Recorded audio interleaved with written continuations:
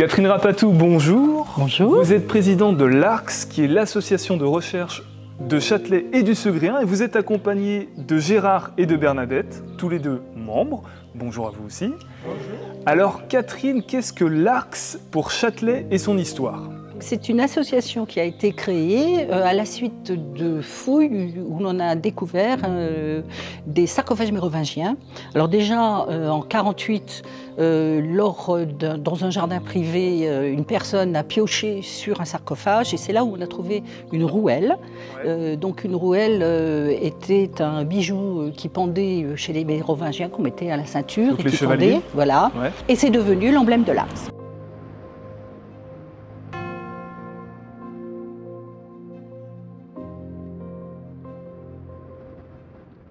Une association et aussi un musée, puisque nous sommes à l'entrée de ce musée, qui regroupe tous ces objets.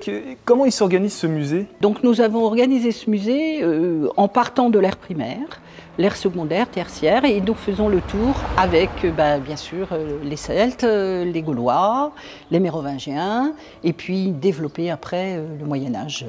Et un petit peu plus loin dans l'histoire, du coup, on a découvert ces fameux sarcophages mérovingiens qu'on aperçoit juste là-bas derrière.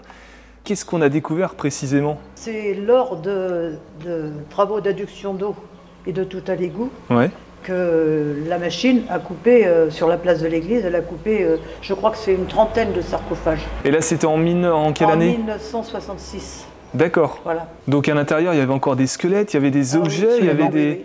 Et ça, c'est des objets qu'on peut admirer dans le musée un petit peu. Oui, absolument. Et puis, il y a des photos. Et vous avez même remis les emplacements en fait sur le parking. On a créé un musée à ciel ouvert, donc en parallèle de celui-ci.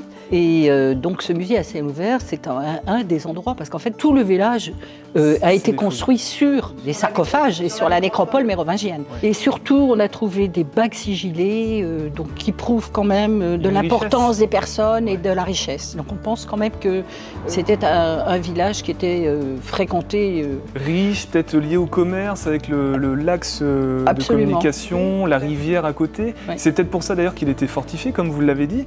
Et aujourd'hui encore, on peut admirer certains vestiges de cette enceinte. Les fortifications de Châtelet, c'était surtout pour se défendre.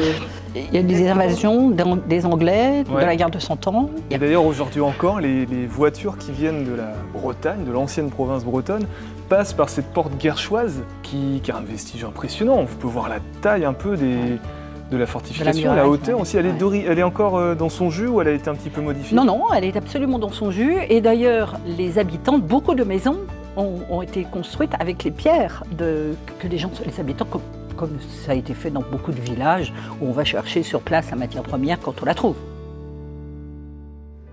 Remontons presque 2000 ans d'histoire à la visite de Combaristum, l'ancien nom de Châtelet. Au programme, oppidum gaulois, voie romaine, nécropole mérovingienne, château et enceinte fortifiée.